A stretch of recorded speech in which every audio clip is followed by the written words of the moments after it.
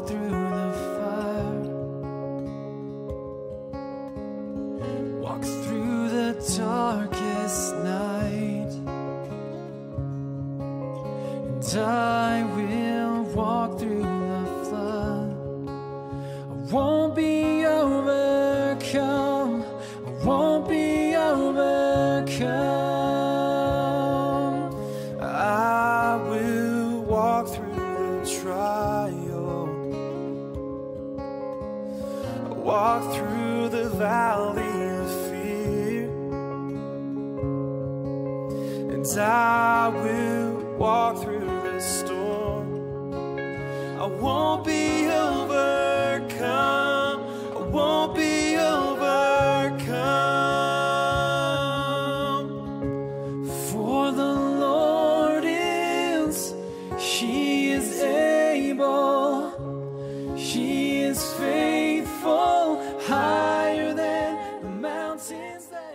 Ons gaan 'n bietjie later praat oor wat beteken hierdie kruise langs die pad wat jy nou net gesien het, en dan sal jy nou verstaan hoekom vanaand se vlamskerp daarmee begin.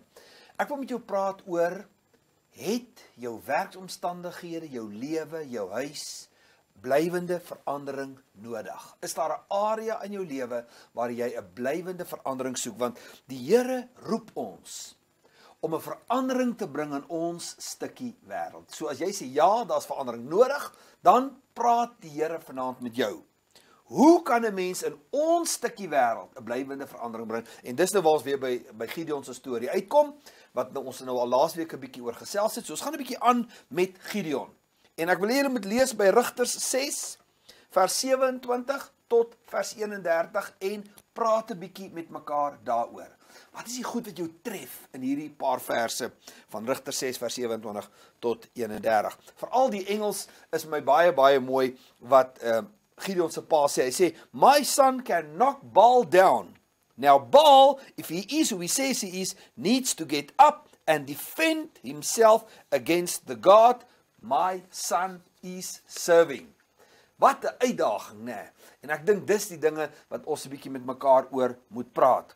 Die tweede ding wat ons oor moet praat is baie belangrik. As ek 'n blywende verandering in my wêreld wil bring, hang dit af hoe ek myself sien.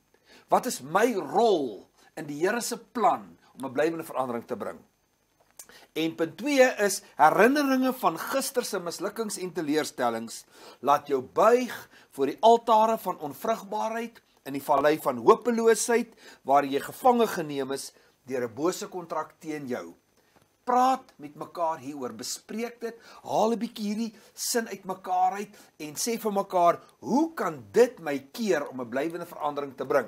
Hoe kan dit my keer om instrument in die hand van die Here te wees? En dis nou net waar daai kruise langs die pad staan. Kruise langs die pad hou jou vas aan gister. Jy plant kruise van by daai gebeurtenis het my geloof gesterf. En by daai geleentheid het my gebedslewe dood verongeluk. En daar het dit skeef geloop en daar het dat skeef geloop. En dis die momente en die monumente van mislukkings en van teleurstellings. En ek dink as 'n ou 'n blywende verandering wil sien, dan moet jy hierdie Baal-altare uitruk en afbreek. Dan tel die Here se opinie meer as wat mense se opinie tel. Kruise kan ook mense wees wat dood oor jou gespreek het, né? Mense langs die pad wat dood oor jou gespreek het en ek plant daar 'n kruis en sê, daar's jy dood. En is tyd vir jou om 'n comeback te maak oor die omstandighede in die wêreld waarin jy is. Dis tyd om die Here te gehoorsaam. Ruk daai doodskruise uit. Die kruise van mislukking en van pyn en van teleurstelling. Die kruis wat sê jy kan nie. Die kruis wat 'n plafon in jou lewe gebou het van wat die Here kan doen. Vertrou die Here. En dan die derde ding waaroor ons met mekaar vanaand gaan praat is, die Here leer toe vir Gideon 'n lied om te sing en jy moet lees by Rigters 7 vers 9 tot vers 14.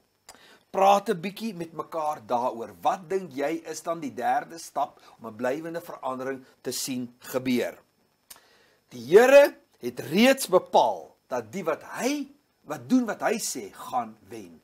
En die Here het reeds vir jou vyand gesê, as jy aan die beweeg kom, het die Here reeds vir jou vyand gesê, jy gaan wen. So dis tyd om op te staan, dis tyd om te veg vir jou destiny, en dis tyd dat jy die agent word in jou wêreld wat die Here wil gebruik om 'n blywende verandering te maak. Die Here sê, kom ons gaan. Wat antwoord jy?